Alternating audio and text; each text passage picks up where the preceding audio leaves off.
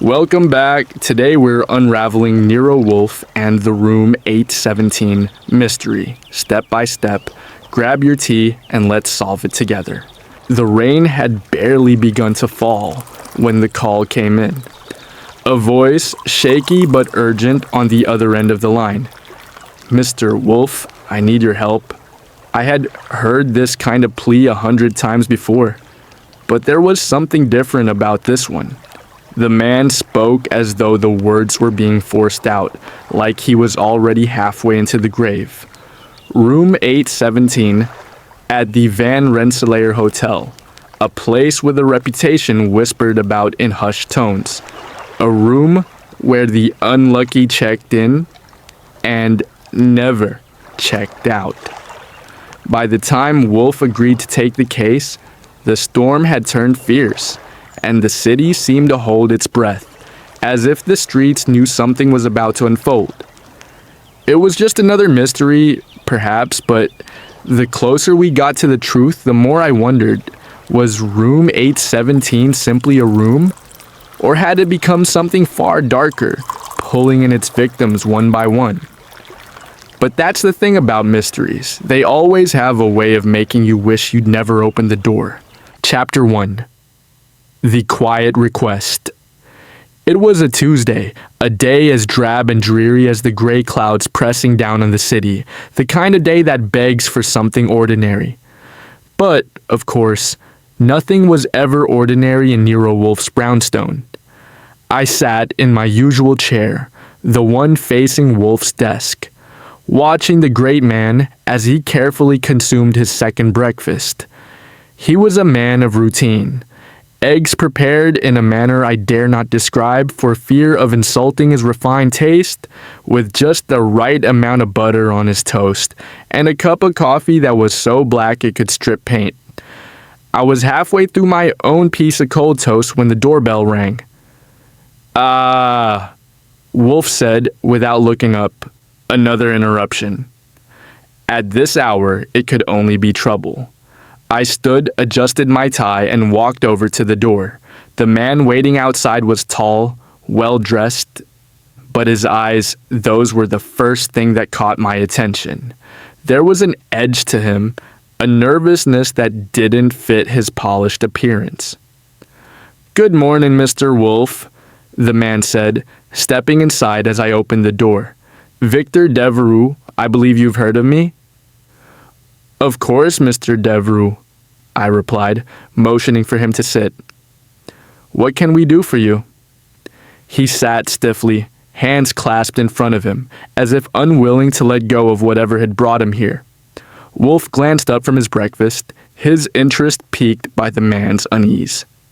"I'm in need of your services," Devereux continued, "but it's not a matter of money. This is something far more personal." Wolfe put down his fork, his attention fully captured. "Please, do elaborate." "It's not often that a man comes here with more than just a financial problem." Devereux took a deep breath as though preparing to tell a difficult story. "I'm a businessman, Mr. Wolfe, with investments scattered all over the city. But there's one thing I can't escape." His voice dropped to a whisper, almost as if he were afraid the walls themselves might hear. "Room 817, it's at the Rensselaer Hotel, it's cursed." Wolfe raised an eyebrow, unimpressed. "Cursed? I find that an interesting choice of words. And tell me, Mr. Devereux, why do you think this room would concern me?" Devereux's eyes darted around the room nervously before he leaned forward. "Because, Mr. Wolfe, every man who has stayed in that room has died. All 5 of them, in bizarre, untimely, and terrifying ways." A sudden chill settled over the room. Even Wolfe seemed to pause for a moment, a rare break from his usual aloofness. "5 men, you say? And you want to be the 6th? Devereux swallowed. "No, I want to stop it. The room is calling me, Mr. Wolfe. It's like it has a life of its own. A few months ago, I checked in, just for a night, and I could feel it. Something was wrong, something about the room. It's been calling to me ever since. Now it's only a matter of time before it claims me as well. I exchanged a glance with Wolfe. There was something unsettling about Devereux, something that didn't quite add up. But when a man walks into your office claiming to be pursued by a supernatural force, you know better than to dismiss it outright. Wolfe sat back, adjusting his chair as though the matter were no more than an idle amusement. So, you wish me to prevent your untimely demise? Is that it? Devereux nodded, eyes pleading. Yes, I've tried everything, doctors, psychics, even religious men. Nothing works. I need your help, Mr. Wolfe. If you can't help me, then I'm lost. Wolfe's lips curved ever so slightly, his mind already turning. A man's reputation is, after all, the most fragile thing one can possess. So, I will help you. Under one condition. Devereux blinked, confused. Anything. Tell me, Wolfe said, his voice suddenly colder. Why would you come to me with such a preposterous tale of a cursed room? You, a man of such apparent stature? Devereux stiffened. I don't know what else to do. I know it sounds mad, but the deaths, each one was connected. Each man checked into room 817 and left with a life too short, an end too sudden, and an expression of absolute terror. Wolfe's expression remained unchanged, but his mind was clearly racing. He turned to me and said, Archie, fetch my coat. We're going to the Van Rensselaer Hotel. I blinked. You believe him? I don't believe in curses, Archie, Wolfe replied, his voice carrying a hint of a smile. But I do believe in puzzles. And I believe this one needs solving. With that, the mystery of room 817 had begun. Wolfe had already set the stage, and soon we would be tangled in the web of the Van Rensselaer Hotel's dark history, one twist at a time. But as we left the brownstone, I couldn't shake the nagging feeling that this case was far more dangerous than Devereux could have ever imagined, and that was only the beginning. Chapter 2. The Elusive Room. The Van Rensselaer Hotel stood in stark contrast to the rest of the city. The streets outside bustled with the usual relentless rush of taxis and pedestrians, yet here, on this corner, the hotel loomed like a forgotten relic in a bygone era. It had once been a jewel of New York City's elite, but now it carried the weight of time and neglect, like a faded photograph of a lifelong past. The lobby was dim, furnished with heavy mahogany, and smelled faintly of stale cigarettes and old leather. A mixture of a grand past, trying to survive in a deteriorating present. Wolfe and I entered the hotel, and I could feel the temperature drop several degrees. It wasn't the air conditioning. No, there was something more tangible about the cold. Something that came from the very walls themselves, seeping through the worn carpet and the stale scent that seemed to cling to the place like a thick fog. I glanced at Wolfe. He didn't seem to notice, his eyes scanning the room with that familiar detachment, as though everything in this dreary setting was just a part of some intricate puzzle.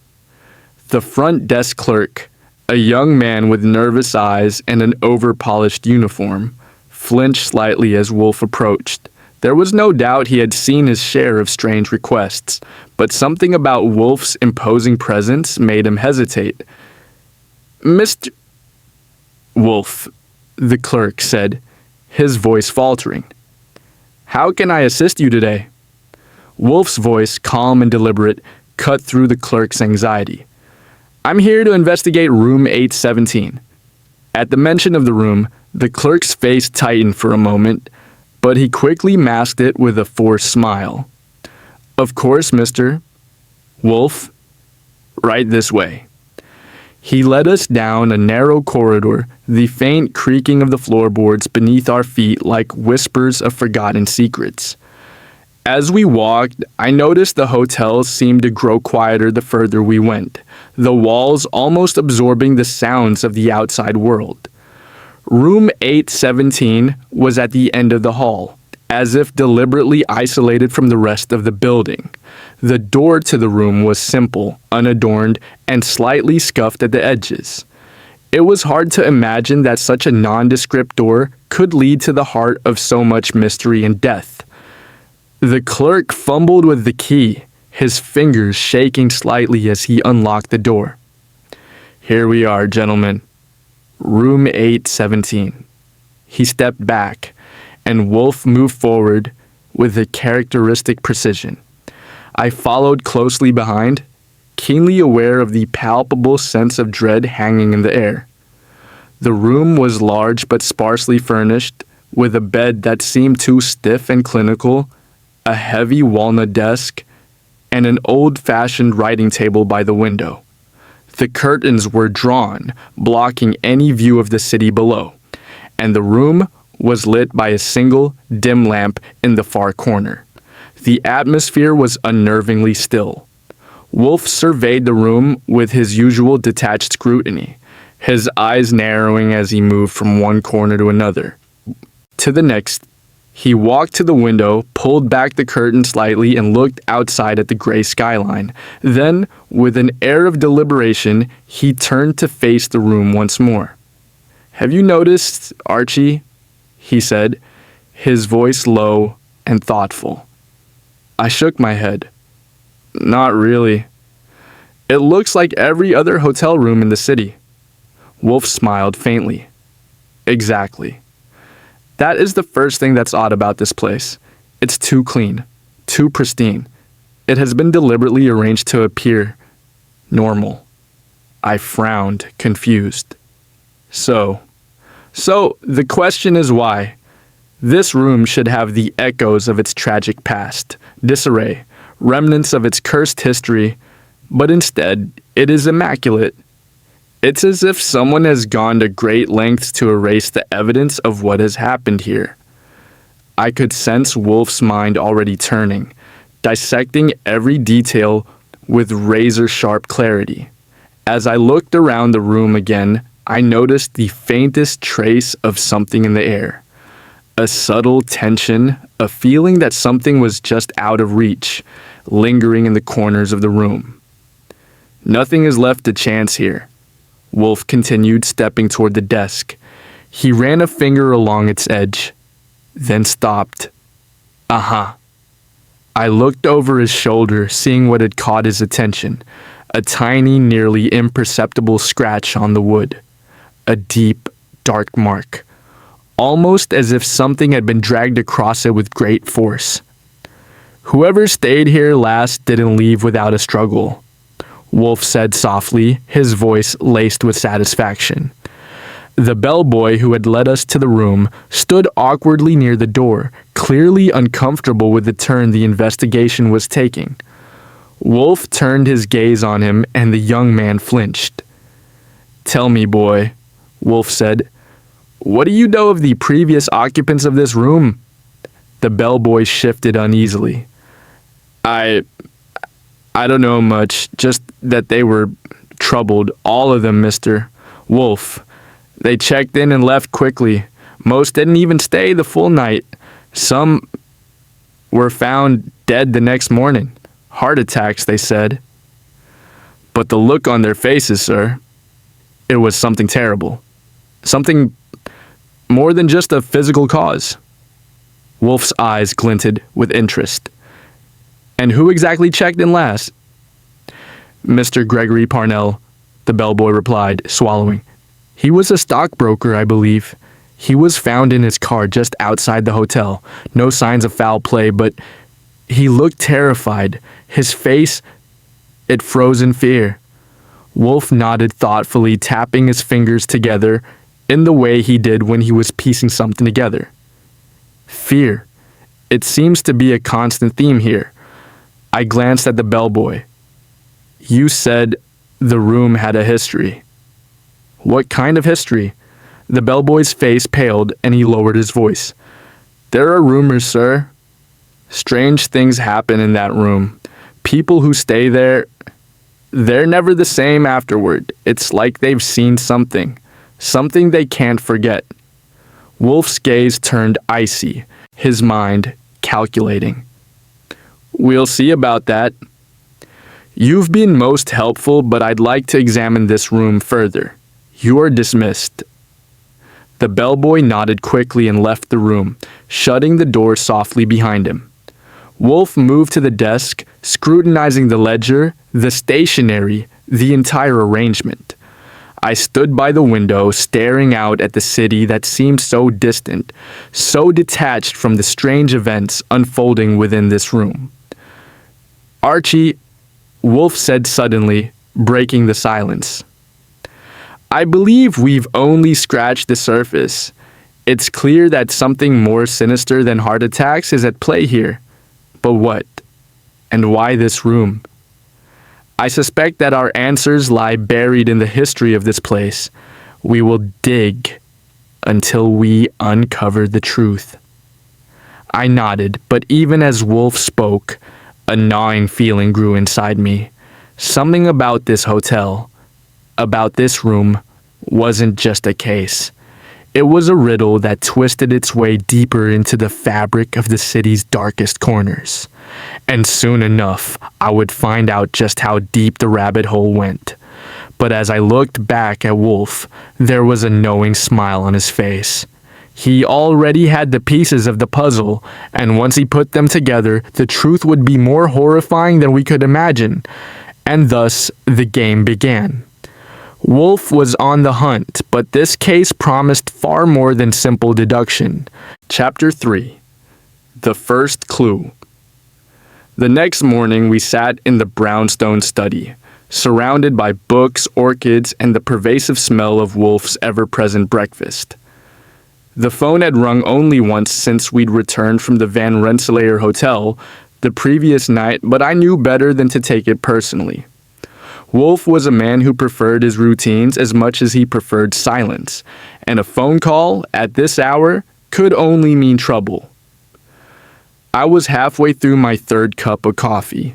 Wolfe had already finished his second breakfast, of course, when the doorbell rang. This time, it wasn't Devereux or any of the hotel staff. It was a man who looked as if he had just walked out of a detective novel. Tall, sharp suit, and dark eyes that spoke of secrets he wasn't ready to share. Mr. Wolfe? The man asked, stepping into the study without waiting for an invitation. Wolfe didn't even look up from his orchid collection. If you have come for a consultation, you'll need to make an appointment. But seeing as I am in a particularly charitable mood this morning, I'll allow you to speak now.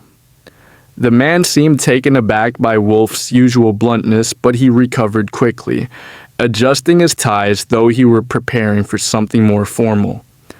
I'm sorry to disturb you, but I need your help. It's about room 817. Wolfe's interest piqued, and I could see the familiar glint in his eyes. Another interested party? Come closer, Mr. Barton. Detective Barton. He paused. I've been investigating the deaths connected to that room. But I've hit a dead end. Your reputation precedes you, Mr. Wolfe. I could use your expertise. I exchanged a glance with Wolfe, but he didn't seem in a hurry to give the man the cold shoulder. The room's history is becoming increasingly notable. Continue Barton wasted no time. There have been 5 deaths, all within the past 5 years. The first was an insurance executive named Alan Haynes. Then came an attorney, Charles Cromwell. Next, a young writer named Sarah Green. After her, a stockbroker, Gregory Parnell. The last was a woman, a nurse, who was only in town for a few days. No one seems to have noticed a pattern, but I know there's one. Wolfe sat back in his chair, clearly intrigued. A pattern? Yes, Barton said, his voice lowering. Each of them died in an unusual manner, but it was the look on their faces that haunted me. They died in fear, Mr. Wolfe. And when I spoke to the family members of those who had died, each of them spoke of strange occurrences, dreams, hallucinations, a feeling that they were being watched. Every one of them stayed in room 817. Wolfe's eyes narrowed. Dreams, you say? Hallucinations? It seems we have more than a mere case of heart attacks on our hands. The detective nodded, stepping forward. That's why I came to you, Mr. Wolfe. There's something we're missing. I've tried everything, the usual leads, the hotel staff, nothing. It's like the room itself is alive. And it's pulling these people in. I don't know if it's a curse or something more insidious, but I need to find out before anyone else gets hurt. Wolfe set his coffee down with a soft click. Perhaps, Miss Barton, you have been looking at this from the wrong angle. It is not the room that is dangerous. It is the people who stay in it. You see, each of them has a secret, one they are unwilling to acknowledge. And these secrets, like ghosts, manifest in the most unpleasant ways. I was about to speak, but Wolfe raised a hand to silence me. You see, Archie, he continued, the room is simply the medium, the environment that brings these people's hidden fears to the surface. But the cause of their deaths is not a curse. It is something more rational, though no less dangerous. I stood up. So what's our next move, Wolfe? Wolfe turned to the detective, who was now standing at the edge of the room, looking both intrigued and slightly confused. We need to examine the room again with a more discerning eye. Something in there is hiding the answer, and I intend to find it. It will take time, Mr. Barton, but I assure you, I will uncover the truth. Barton nodded but didn't leave immediately. What do you think about the man Devereux? Do you think he'll survive the room? Wolfe didn't miss a beat. Mr. Devereux, like the others, is not without his secrets. It is those secrets that will either save or condemn him. The Van Rensselaer Hotel. Revisited. That afternoon, Wolfe and I returned to the hotel. This time, the bellboy greeted us with a look of mild confusion, but I noticed the usual nervousness in his eyes. People at the hotel were starting to whisper, and even the air seemed more charged, more oppressive. Wolfe wasted no time. We headed straight for room 817, the hall eerily silent as we walked down it.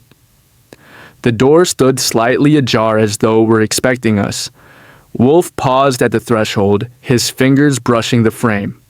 It's in here, he muttered to himself. The answer is in this very room. He stepped inside, and I followed, my senses heightened. The room was unchanged, still as sterile and perfect as it had been the night before.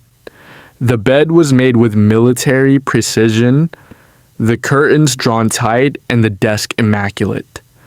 But something felt different. The air was heavy, thick with the same sense of foreboding that had haunted it from the beginning. Wolfe moved swiftly, his keen eyes scanning the room. He stopped by the desk and ran his fingers along the surface again, as he had done before. Then, without a word, he moved toward the writing table by the window. Here, Wolfe said, his voice firm. He knelt down and pulled something from the drawer. It was a small piece of folded paper, yellowed with age and crumpled at the edges, as though it had been tucked away hastily. He opened it slowly, as if savoring the moment. The paper was covered in strange symbols, none of which I recognized, but Wolfe's expression changed. His gaze sharpened. It's not a curse, Archie, he muttered again, more to himself than to me. It's a code. I leaned over Wolfe's shoulder, trying to decipher the symbols. A code? From who? Wolfe's lips twisted into a faint smile. The room itself is but a witness to a deeper conspiracy. A conspiracy of secrecy, betrayal, and murder. I looked at him, my pulse quickening. So, it's not supernatural? Wolfe shook his head. No, Archie. It is far worse than that. We stood there for a moment, Wolfe's mind clearly at work as he processed the information. I felt an odd sense of satisfaction. Finally, something solid to hold on to. But even as Wolfe pieced it together, I couldn't shake the feeling that we were standing on the edge of something much darker, something that would unravel in ways we hadn't even begun to imagine. Wolfe folded the paper carefully and placed it back into the drawer, locking it with a click. There is more to this room than we know, he said, his voice now cold and controlled. But we are closer, Archie. Much closer. I wasn't sure what to think. The room, the paper, the death toll, everything was starting to blend together in a fog of confusion and dread. But I knew one thing for certain. Whatever we uncovered next would shatter everything we thought we knew about this case. And I had a feeling it would be more than just a puzzle to solve. Chapter 4. The Parnell Family. The rain fell steadily outside, an unrelenting downpour that blurred the world beyond the windows of Wolfe's brownstone. I stood by the window, watching the dark streets glisten in the streetlights as the night unfolded. Wolfe, as always, was seated at his desk, engrossed in his thoughts. His pen hovered above a sheet of paper, but he wasn't writing. He was thinking, as he so often did, letting the puzzle pieces click into place in his mind. Archie, he said, his voice cutting through the silence. We're going to visit the Parnell family tomorrow. I turned, surprised. Parnell? The stockbroker who died in his car? Wolfe's lips curled into a faint smile. The very same. I'm curious to learn more about him. More than what the hotel staff or even Detective Barton has told us. There's more to this case than meets the eye, and I suspect that Mr. Parnell's family holds some of the missing pieces. I nodded, already bracing myself for what was sure to be an uncomfortable visit. Wolfe's intuition was rarely wrong, and I had no doubt that the Parnell family, rich, powerful, and deeply entrenched in their own world, would prove to be more than a simple clue to a murder. Their wealth and status, I suspected, had concealed far darker secrets. The next morning, we drove out to the Parnell estate, a sprawling mansion that sat on the edge of the city. The estate looked out over the water, its stone walls towering above us like an imposing fortress. As we approached the front door, I couldn't help but feel the weight of the place, the sort of cold, distant wealth that held power with a quiet, oppressive force. A butler ushered us inside, leading us through a series of grand hallways that smelled of polished wood and dust. The decor was ornate, too ornate, as though each piece was carefully chosen to impress rather than comfort.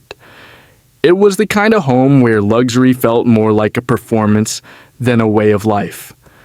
We were led into the drawing room, where Mrs. Parnell awaited us. She sat on a chaise lounge, her posture straight, her expression cold and calculating.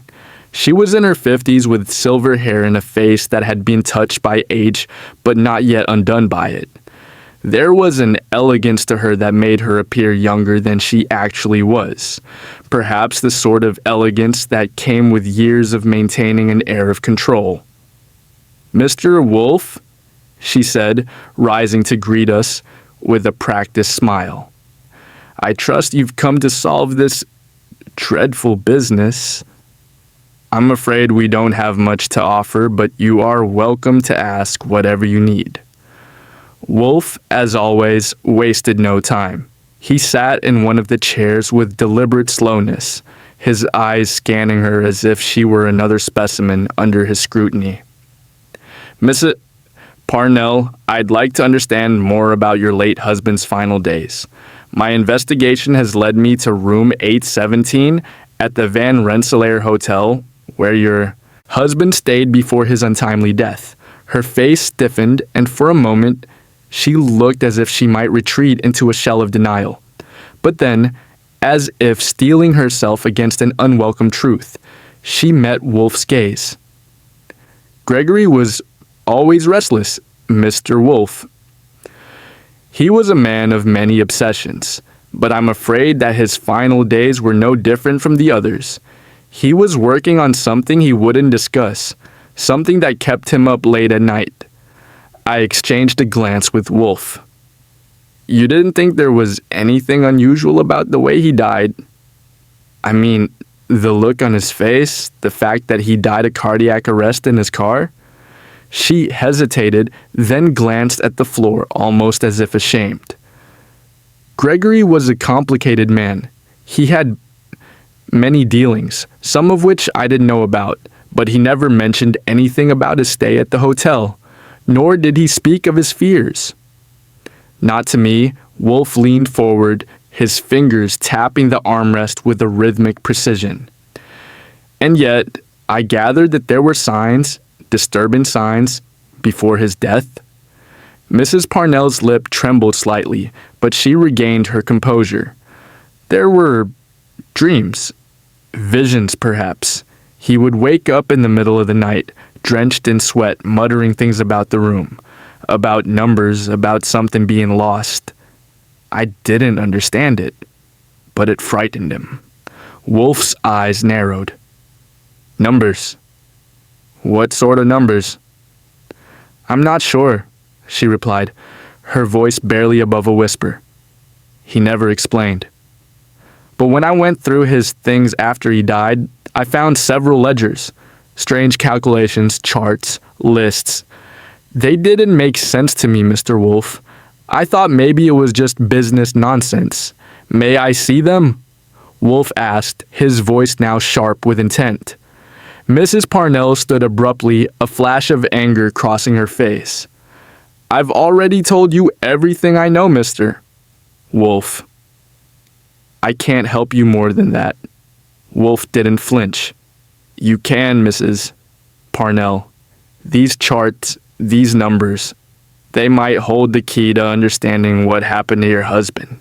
It's more than just his death I'm after. I'm after the truth. And you are standing in the way of that truth, whether you mean to or not." She looked at him, her eyes filled with something close to fear, before she finally gave a small, reluctant nod. "Very well, I'll show you. But you must understand, Mr. Wolfe, there is much about Gregory's life I don't want to relive. We followed her to her husband's study, a room filled with the weight of unfinished work and secrets. As she pulled out a large leather-bound ledger from a hidden drawer, Wolfe stepped closer, his eyes immediately scanning the contents. The pages were filled with cryptic numbers and gritose notations that seemed to follow no recognizable pattern. But Wolfe, as always, was unbothered by the apparent chaos. He began to speak softly, to himself, muttering numbers and words under his breath as he flipped through the pages. Wolfe muttered, his voice filled with satisfaction. "This is it. The code is here. Your husband was not simply a stockbroker, Mrs. Parnell. He was a man trying to understand something much larger than himself, something that was slipping through his fingers. I moved closer, but I could see that Wolfe had already begun his mental calculations. It was a moment of clarity for him, as though a door had opened in his mind and he was beginning to piece together the puzzle, one number at a time. Mrs. Parnell, watching him, seemed to shrink back. What are you saying?" Wolfe didn't look up from the ledger. "I'm saying that your husband was on the verge of discovering something. Something that led him straight to room 817. And whatever it was, it cost him his life. But it is not the room that is the threat. It is what he was uncovering that has drawn in him and others to their doom. I could feel the tension in the room rise. The deeper Wolfe dug, the more it became apparent that Gregory Parnell had been involved in something much more dangerous than simple business dealings. And the truth, though buried in numbers and cryptic messages, was finally starting to reveal itself. But as always with Wolfe, the answers were never straightforward. And as the storm raged outside, I couldn't shake the feeling that the storm inside the Parnell family was far from over. Chapter 5. New Revelations. The heavy rain continued as Wolfe and I left the Parnell estate, the dark clouds hanging low over the city, pressing down on everything beneath them. Mrs. Parnell's final words echoed in my mind, as did the cryptic ledgers Wolfe had meticulously examined. The pieces of the puzzle were beginning to fit together, but there was still much left unanswered. What was Gregory Parnell truly involved in? What was the significance of the strange numbers and the connection to room 817? Wolfe was unusually quiet during the ride back to the brownstone. He stared out the window, his fingers tapping rhythmically on the edge of his seat, his mind clearly at work. I knew better than to disturb him. He would speak when he was ready. When we finally arrived, Wolfe immediately went to his desk, where his orchids sat in their usual arrangement. Though they seemed to hold little of his attention at the moment, he sat down, pulled the ledger from his bag, and began to turn the pages again, this time with a more focused intensity. "Archie," he said suddenly, without looking up, "you've noticed, haven't you?" "Noticed what?" I asked, leaning against the doorframe. "The numbers." "They're not just random figures, they form a pattern, a sequence that ties everything together. Gregory Parnell was more than just a man with secrets. He was a man caught in a web far too complex to untangle on his own." I took a step closer. "What do you mean?" Wolfe folded the ledger carefully and set it aside.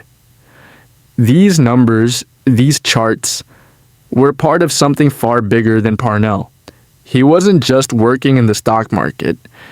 He was involved in a larger financial conspiracy, one that goes beyond mere transactions and into something more dangerous." I raised an eyebrow. "A conspiracy? And how does this tie to room 817? Wolfe's eyes narrowed, his mind already racing ahead. "This room is no accident, Archie. It is a key, a symbol even. The people who stay there are more than just victims.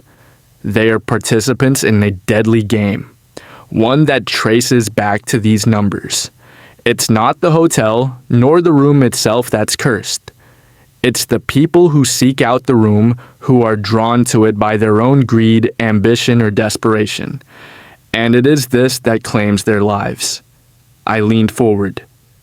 "So, what's the next step?" Wolfe's fingers hovered over the ledger, his brow furrowed in concentration. "We need to speak with the others. Those who knew Parnell, who were involved in this web. There are threads here that need to be pulled, and I believe we are close to uncovering the truth. But first, we must return to the hotel. The answers lie there." The Van Rensselaer Hotel. We arrived at the Van Rensselaer Hotel once again, its familiar, imposing facade looming in front of us. The rain had softened, but the chill in the air still pressed on my skin. As we entered the lobby, I noticed a slight shift in the atmosphere. It wasn't just the usual tension from the staff. It was as though the entire place held its breath, waiting for something to happen. Wolfe, as always, moved with an air of authority, his heavy coat brushing against the marble floors as he approached the front desk.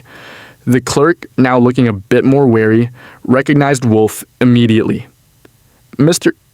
Wolfe," the clerk said, his voice low. "Are you here for room 817 again?" Wolfe gave him a curt nod. "Yes, and this time, I'd appreciate your cooperation in assisting us. I believe there's something you've been hiding." The clerk shifted uncomfortably but nodded. "I don't know what you mean, sir, but if you're asking about the room, I've already told you everything I know. No one ever stays in that room for long. There's always something wrong." "I'm not interested in rumors," Wolfe replied, his voice cutting through the tension. "I'm here for the facts. Now, show us to the room."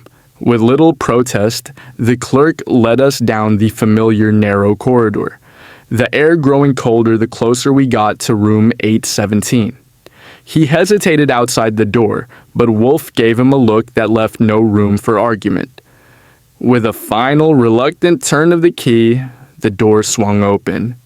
The room, though unchanged, now felt even more oppressive than before. The same sterile arrangement greeted us. Bed made, desk polished, the faintest trace of something unsettling hanging in the air. I couldn't place it. Some quiet presence, like the room itself was watching us. Wolfe stepped inside, his eyes scanning every corner with sharp, deliberate focus. He moved toward the writing desk once again, his fingers grazing over the surface, as though searching for something hidden, something out of place. "This room," he said, his voice soft but tense, "has been tampered with. I suspect that someone has been here recently, altering the evidence. The question is why." I looked around, but everything appeared the same as it had when we first entered. "But there's nothing here." Wolfe's gaze flicked to the curtains, his eyes narrowing as he approached them. "No, Archie. It's not about what's here, it's about what's missing." He pulled the curtains aside, and I could see it. Hidden beneath the folds of fabric was a small, barely visible mark. It wasn't a scratch or a stain, but a faint indentation, one that could only have been caused by something being moved or removed. Wolfe's lips curled into a smile. "We're getting closer, Archie. Whoever has been in this room knows we're onto them, and they've taken something that ties everything together." I walked closer, my curiosity piqued. "What do you think they took?" Wolfe turned to me, his eyes alight with a familiar gleam of triumph. "I suspect it's a piece of the puzzle that will lead us straight to the heart of the conspiracy. Someone is playing a dangerous game, and they're using this room as their board." The door to the room suddenly opened, and I turned to see the hotel clerk standing in the doorway, his face pale and sweaty. "Mr. Wolfe," he said, his voice quivering. "There's someone here to see you. Someone who insists they have information about the room." Wolfe looked up, his expression unreadable. "Send them in." As the figure stepped into the room, I felt a rush of anticipation. The game had shifted once again, and we were now on the verge of uncovering the truth, whatever it was. And as I looked at Wolfe, I knew that the answers we sought were finally within reach. But as always with him, the truth would come at a price. Chapter 6. Deeper Investigation.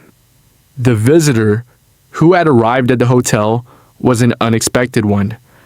As the door swung open, I was met with the sight of a man in his mid-40s, dressed in a heavy overcoat that looked slightly out of place in the warmth of the hotel.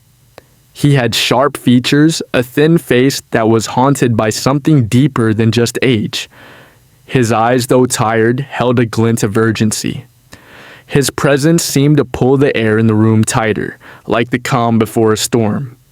He stepped inside with a purposeful gait, closing the door behind him with a soft click. Wolfe, as always, didn't rise from his chair. He merely gave the man a single glance. His eyes narrowed, taking in every detail of the stranger.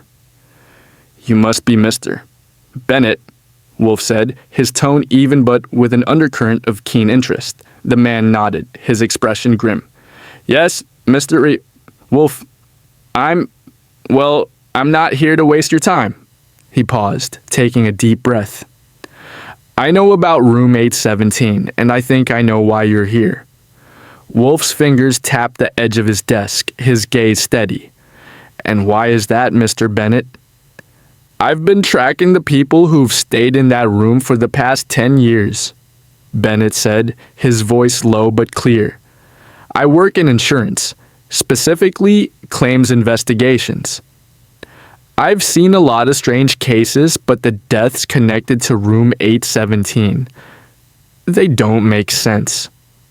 They shouldn't make sense." He walked closer, his eyes darting between Wolfe and me. "I think I have information that will help you solve this case." Wolfe's eyebrow arched. "Information, you say?" "That's a rather bold claim, Mr. Bennett. I trust you've brought something more substantial than mere rumors?" Bennett nodded again. "I've been researching the victims and something kept bothering me. The pattern isn't just random. The first two victims were wealthy, high-profile men, Haynes and Cromwell. They had connections, power. The next, Sarah Green, was a young artist who had just started to make a name for herself. Then Gregory Parnell, who you're already familiar with. But what's more, they were all involved in different industries, yet they had something in common." "Go on," Wolfe said, his voice a subtle command. "They were all connected to an investment scheme." Bennett continued, pulling a thick manila envelope from under his arm. He opened it and slid several documents across the desk. "These are copies of financial statements, ones I've traced back to the Van Rensselaer Trust. The trust was a high-risk, high-reward investment operation set up about 15 years ago. It was supposed to be a groundbreaking fund for elite investors. But here's the catch. Room 817 at the Van Rensselaer Hotel was used as a meeting spot for some of the most influential participants. A meeting spot that was hidden in plain sight. I felt a surge of realization as I scanned the documents in front of me. The connection was starting to take shape." "So, you're saying this trust was a front for something more?" Bennett's eyes met mine, the unease in his voice now growing more pronounced. "Yes, the Van Rensselaer Trust was the vehicle for a series of shady deals. Money laundering, black market investments, the kind of things that keep people like me awake at night. These deaths weren't accidents, they were silencing tactics. Every person who died had information about the trust dealings. Parnell, Haynes, Green, each one of them was either a part of the operation or someone who was close to exposing it." Wolfe remained silent for a moment, his sharp mind processing the new information.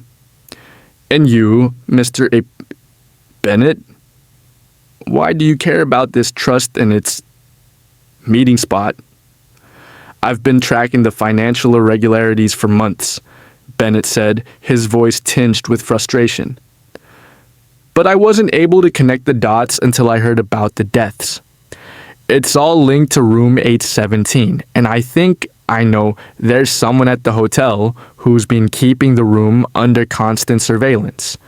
Wolfe stood up abruptly, his chair scraping the floor as he moved towards Bennett.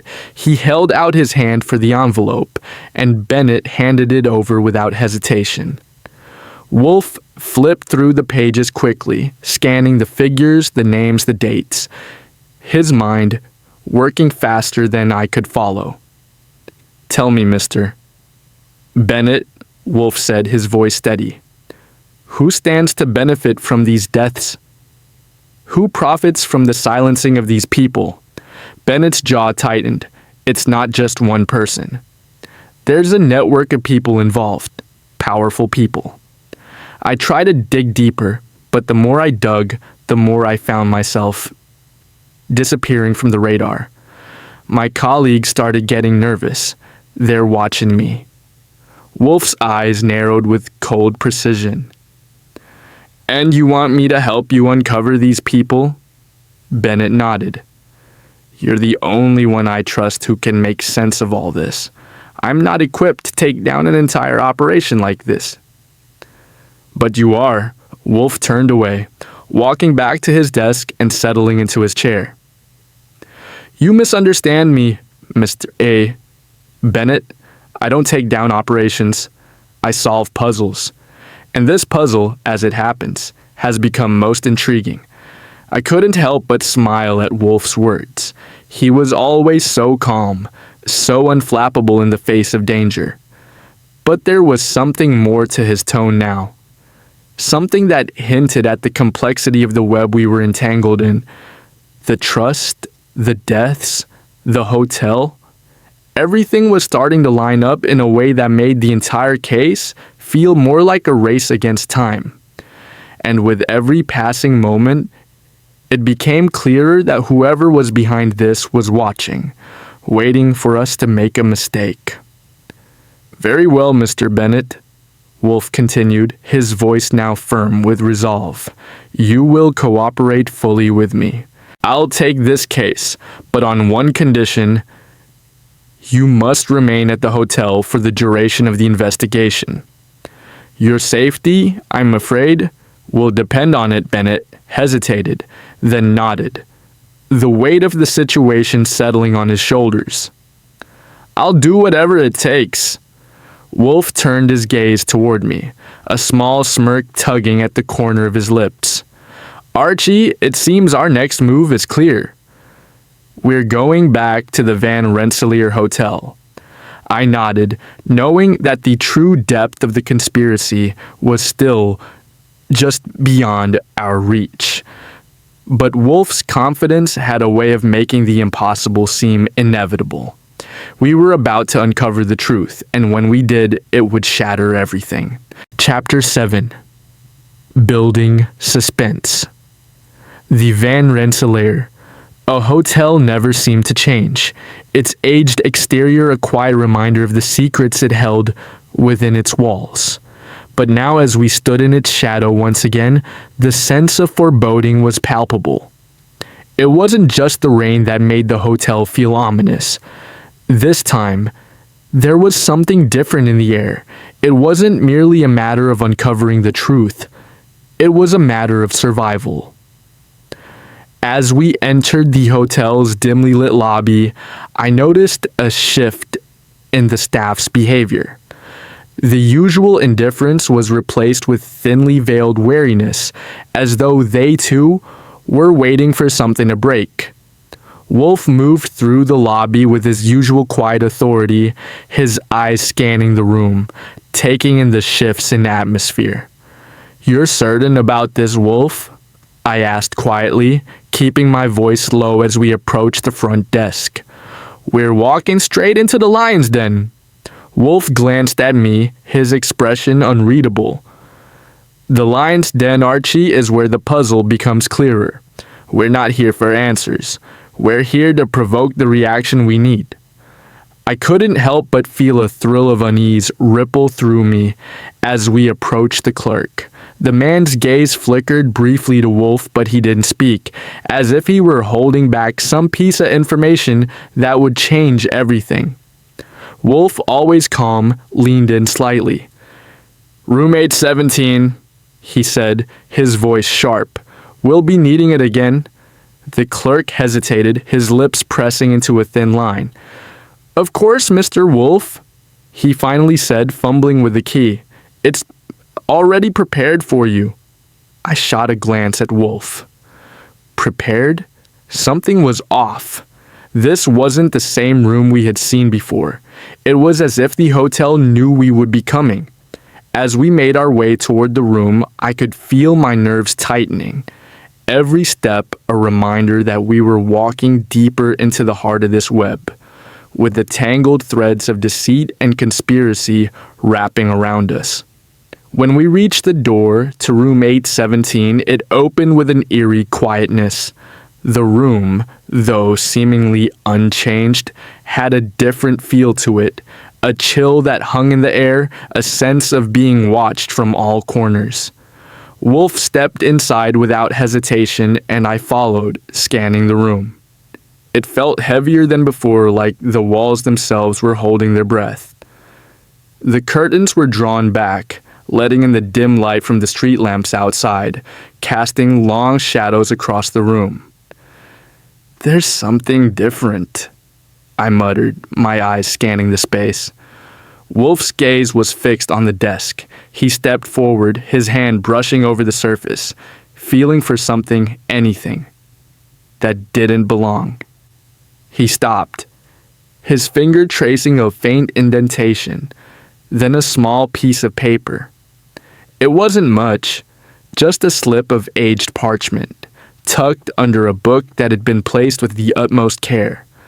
Wolfe's eyes flicked to me, a futsai glint of satisfaction in them. "Here," he said, lifting the paper for me to see. It was a set of coordinates that didn't lead to any recognizable place on a map. The numbers were arranged in a neat, deliberate pattern, but they didn't make sense at first glance. "More numbers," I murmured, but Wolfe's eyes were already alight with realization. "These numbers, Archie, are not just random. They correspond to something specific, something hidden beneath the surface of the city. They are more than a clue. They are an invitation. Whoever is behind this wants us to follow them." I took a breath, my mind racing. "So this isn't about the room at all?" "It's about something bigger. A treasure hunt?" Wolfe didn't respond immediately, his fingers tapping the edge of the desk as he processed the information. Finally, he looked up at me, his expression calm but steely. "It is not a treasure hunt, Archie. It is a countdown, and we are the ones being hunted." The weight of his words settled over me like a heavy fog. Whatever game was being played, we were no longer in control. The players had shifted, and we were now moving deeper into a labyrinth with no clear exit. The unraveling threads. Wolfe immediately set to work, pulling out his notepad and scribbling the coordinates down. "We'll need to investigate these locations immediately." "But, Archie, I suspect that the coordinates lead to something specific, something that will confirm our suspicions about the trust and its involvement with the hotel." "But who are we dealing with?" I asked. "Someone powerful enough to cover up these deaths? Someone who can manipulate the very fabric of this city?" Wolfe glanced at me, his eyes filled with an almost clinical resolve. "We are dealing with a network, Archie. A network of people who have controlled the flow of power for decades. And they will stop at nothing to protect their interests." I swallowed. The stakes were higher than I had imagined. The conspiracies weren't just about financial manipulation, they were about power, secrecy, and control. Whoever controlled room 817 had been pulling the strings from the shadows, using the room as a nexus for their operations. As we prepared to leave the hotel room, I couldn't shake the feeling that we were being watched. Every movement felt calculated, every glance felt like an intrusion. But Wolfe, as always, seemed unfazed. "I think it's time we paid a visit to the people behind this," Wolfe said, standing up. "The next piece of the puzzle is waiting, and we can't afford to wait any longer." I followed him out of the room, my mind spinning with questions. The conspiracy had become more complex with every layer we uncovered, and the stakes were higher than I had expected. We weren't just solving a mystery anymore, we were entangled in something much darker. The calm before the storm. As we exited the hotel, the air seemed to hum with anticipation. There was a palpable tension hanging between us, the silence before the storm. Wolfe's movements were deliberate, his mind already focused on the next step of the investigation. "We have the coordinates," he said, his voice steady. "Now we find the next link in the chain. But I suspect that whoever is behind this is already aware of our progress." I nodded, feeling the weight of the situation settle heavily on my chest. There was no turning back now. The deeper we went, the more dangerous it became. Whoever was behind this had been watching, waiting for us to uncover the truth. But I knew one thing for certain. Wolfe wasn't going to back down. And neither was I. We were about to enter a world where nothing was as it seemed, where every step forward brought us closer to a truth that could shatter everything. And as Wolfe led the way, I couldn't help but wonder, were we really the hunters? Or had we already become the hunted? Chapter 8. Deeper Investigation. The city felt different that night. The usual hum of the streets, the chatter of pedestrians, the distant honk of taxis, all of it seemed muffled, as if the world itself were holding its breath. And with each step I took alongside Wolfe, the weight of the investigation grew heavier. The puzzle was unfolding, but it wasn't a simple one. We weren't just chasing answers. We were racing against a hidden enemy, and I had the sinking feeling we were being led into the heart of something much darker than we had anticipated. We had spent the last few hours combing through the coordinates from room 817. Each location had been meticulously planned, but as Wolfe had predicted, there was no immediate pattern. Some of the sites were abandoned warehouses, others were quiet offices in nondescript buildings scattered across the city. But one thing was clear, they all had one thing in common. They were all tied to the Van Rensselaer Trust, a web of companies and investments that, when pieced together, painted a far more sinister picture than just a simple financial scheme. I walked alongside Wolfe, whose calm demeanor was as steadfast as ever. His eyes were fixed ahead, his mind already working through the connections, weaving together a tapestry that I could barely keep up with. The world around us seemed to fade into the background as we neared our next destination, a nondescript building tucked away in a quiet corner of the city. "This is it," Wolfe said, pausing at the entrance. "The final piece. If we can't find the answers here, then we might as well give up the case altogether." I glanced up at the building's bland gray exterior. It was nothing special. No grand entrances, no obvious signs of activity. Just another forgotten corner of the city, trying to hide in plain sight. "Do you think they know we're coming?" I asked, feeling the tension creep into my voice. Wolfe didn't answer immediately, instead giving a subtle nod in the direction of the door. "They know, but they'll underestimate us. They've underestimated me for too long." We entered the building, and I immediately noticed the difference in atmosphere. It was quiet, eerily quiet. The hallway was dimly lit, the air stale, like the place hadn't seen life in months. A faint buzzing sound came from somewhere further down the corridor, but everything else was still. Like the building was waiting for something to happen. We moved quickly, our footsteps echoing in the silence. Wolfe led the way, his steps measured, his posture unwavering. We approached the door at the end of the hallway, unmarked, just like the rest of the building. Wolfe reached for the handle, his eyes scanning the area before turning back to me. "Stay sharp, Archie. This is where the pieces of the puzzle come together." I nodded, though my nerves were taut. Everything had led to this moment. Whatever lay beyond this door would be the final revelation.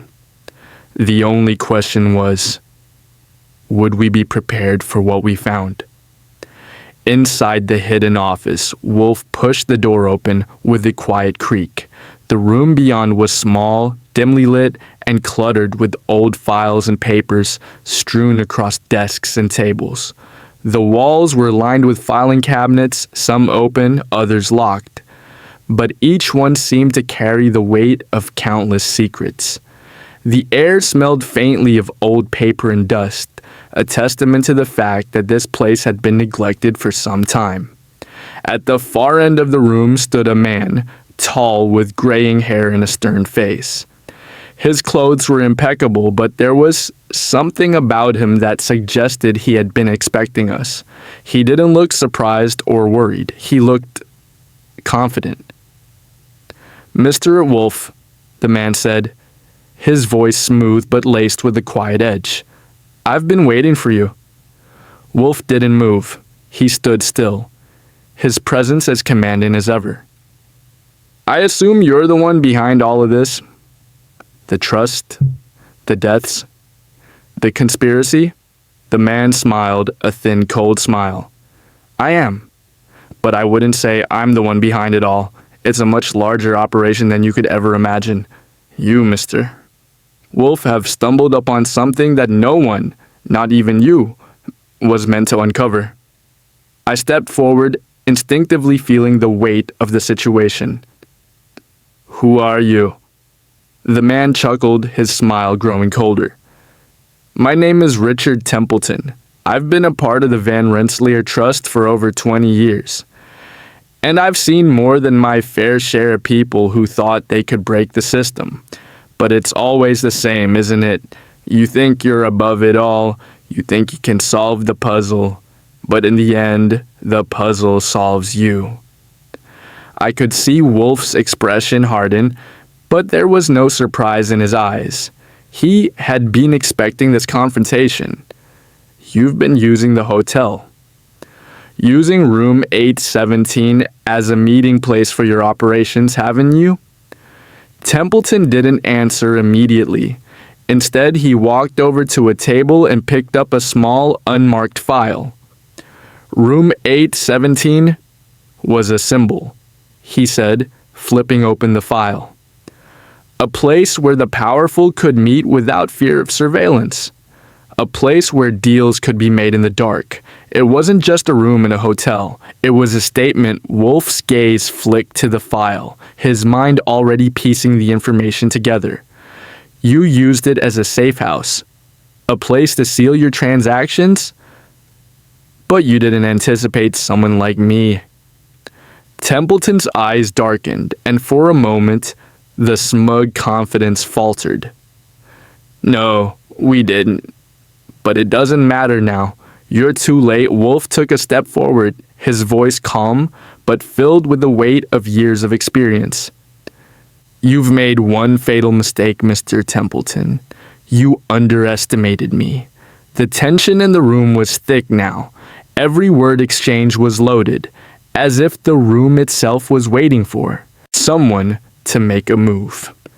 The revelation Templeton's smile faded completely as Wolfe's words hit him. "You're playing a dangerous game, Mr. Wolfe," he said, his voice low.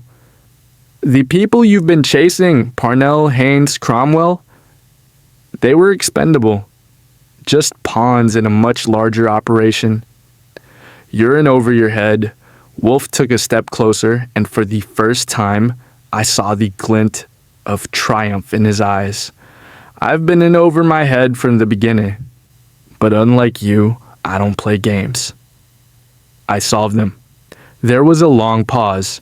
Then Wolfe spoke again, his voice steady and unwavering. "You've lost, Templeton. The pieces are already in place. The trust is unraveling, and you can't stop it." Templeton's face twisted in frustration. "You think you've won? There's nothing you can do to stop what's coming. The trust was always going to collapse, and you're just a footnote in its story." Wolfe's gaze never wavered. "The trust's downfall was inevitable, but you will not be around to see it. You've made too many enemies." With that, Wolfe turned and walked toward the door, his steps deliberate and calm. "Come, Archie. It's over." As we left the room, I couldn't shake the feeling that this was just the beginning. The conspiracy had been exposed, but there were still players in the shadows, still pieces of the puzzle left unsolved. And with each step, I knew that the real battle was just beginning. Chapter 9. Building Suspense. The day had barely started, but already a strange quietness had settled over the city. The usual hustle and bustle seemed to have taken a brief respite, and even the air felt heavier, as though it too was waiting for something to happen. It had been days since we confronted Richard Templeton, and yet the truth seemed to dance just out of reach. We had exposed part of the puzzle, but I could feel the final pieces slipping away from our grasp, just as Wolfe had predicted. The brownstone felt unusually still when we returned, the silence almost deafening. Wolfe had locked himself in his study, his mind clearly working through the labyrinth of clues, the remaining loose ends of the case. I, on the other hand, was pacing, unable to sit still. The last confrontation had only raised more questions. Templeton's cryptic words about something bigger kept ringing in my ears. Was it over, as Wolfe had suggested? Or had we merely uncovered the surface of a far deeper conspiracy? I walked over to the phone, hesitating for a moment before picking up the receiver. It had been days since we last heard from Devereux, and I knew he was still in danger. After all, he had been the one drawn into this web of deceit first. I needed to know if he was safe, if he had found anything new, anything that might give us the edge. The phone rang twice before Devereux's voice came through, strained and tired, but unmistakable.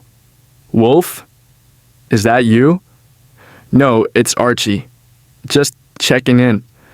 Are you holding up okay?" I asked, trying to keep my tone casual. There was a long pause before he spoke again. "I don't know anymore." "This whole thing?"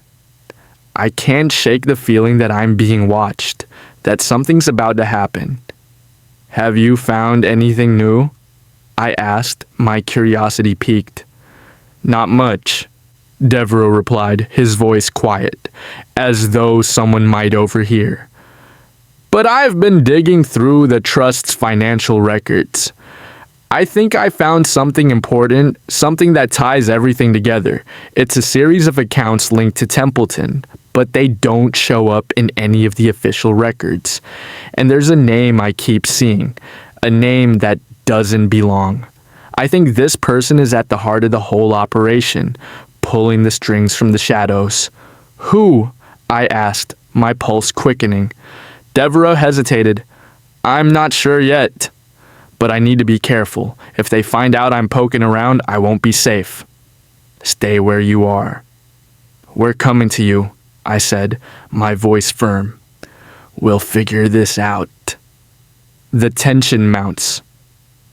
When I relayed the information to Wolfe, his expression remained as stoic as ever, but I could see the gears turning behind his eyes.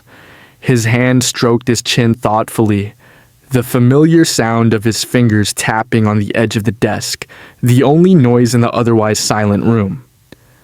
"We need to move quickly," Wolfe said after a pause, breaking the tension. "Devereux's discovery could be the key to this entire operation. If he's found something that ties Templeton to the deeper layers of the trust, then we are close to exposing the full extent of what's been happening." "I'll grab the car," I said, already heading for the door. "Let's not waste time." Confronting Devereux's estate was not far from the brownstone, but as we drove through the city's winding streets, I could feel the air growing heavier.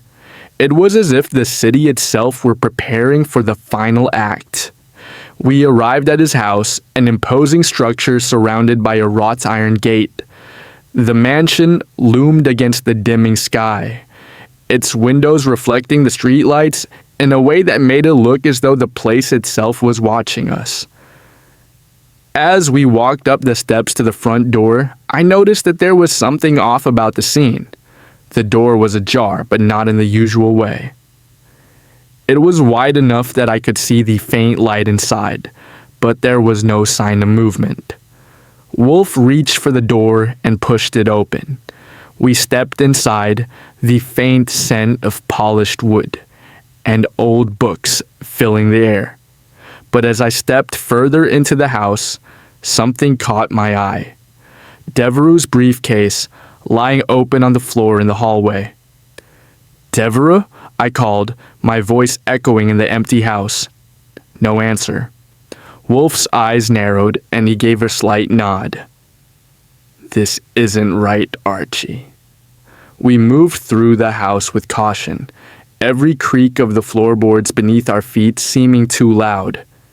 When we reached the study, we found it completely ransacked. Papers scattered across the floor, the desk drawers left open, the bookshelves emptied. It was clear that someone had been looking for something, and they hadn't left quietly. Then I saw it, a single sheet of paper lying on the floor in the middle of the room. It was covered in the same cryptic numbers we had seen earlier, numbers that Devereux had been investigating. Wolfe stepped forward, picking up the paper and glancing at it for only a moment before slipping it into his pocket. "Devereux has found something more, Archie, but someone else found it first." "Templeton?" I asked. Wolfe didn't answer immediately. Instead, he scanned the room one more time, his mind already working through the possibilities. "No, someone else. The shadow player. The one Devereux was trying to uncover." Just then, we heard a faint noise coming from upstairs, a rustle of fabric followed by a muffled thud. Wolfe's eyes sharpened. "Stay close," he whispered. The chase we moved quickly, creeping up the stairs toward the source of the noise. The hallway at the top of the stairs was dark, save for a sliver of light spilling from underneath a door at the end of the hall. Wolfe's hand hovered near his pocket, the gun he carried always ready but rarely used. As we approached the door, I could hear muffled voices, but they were too low to make out the words. With a single motion, Wolfe threw the door open. Inside, we found Devereux, tied to a chair, his face pale and bruised. Across from him stood a man I hadn't seen before, his back to us, but his demeanor unmistakably tense. He turned, his eyes narrowing as he saw us. "You've made a mistake," the man said, his voice cold and clipped. "You should have stayed out of this, Wolfe." Before anyone could react, the man lunged for a gun resting on the table nearby. But Wolfe was faster. The gunshot rang out, sharp and precise, and the man fell to the ground, motionless. I rushed to Devereux's side, cutting the ropes that bound him. He winced as the pressure on his wrist was released, but his eyes were filled with gratitude. "Are you all right?" I asked, helping him to his feet. Devereux nodded weakly. They knew I was close. I was just getting too close to the truth. Wolfe stepped forward, his gaze steady. "What truth, Devereux?" Devereux looked between us, his voice shaky. "The name. The one I found in the records. It wasn't Templeton. It was someone far more dangerous." I looked at Wolfe, but he was already piecing it together. "Who?" Devereux's eyes met Wolfe's, and for the first time, there was real fear in them. "It's not over. The true mastermind behind it all is someone you'll never expect." Chapter 10. The Final Clue. The storm had passed by the time we left Devereux's estate, but the air still felt heavy with the weight of the discovery. We had uncovered more than we had bargained for, the identity of the shadow player, the true mastermind behind the entire operation, someone who had pulled the strings from the beginning. Yet the final piece of the puzzle still eluded us. The name Devereux had spoken, so cryptic, so veiled in terror, was like a door we had yet to unlock. As we made our way back to the brownstone, the world outside seemed far removed from the danger we were walking toward. The city, with all its buzzing life, felt like a distant memory. Our world had become smaller, contained in the dark corners of the trust, the Van Rensselaer Hotel, and the trail of bodies that had followed us since the beginning. Wolfe's mind, as always, was several steps ahead, processing the latest developments. I watched him from the passenger seat, his face etched in thought, every detail of the case playing out in his head like a chessboard. I knew better than to disturb him. He would speak when he was ready.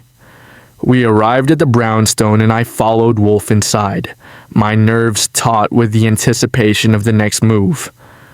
I didn't know how long it would take, but I knew we were close. The name, the final key, was still a mystery, but it wouldn't remain one for long. The revelation. Wolfe went straight to his study.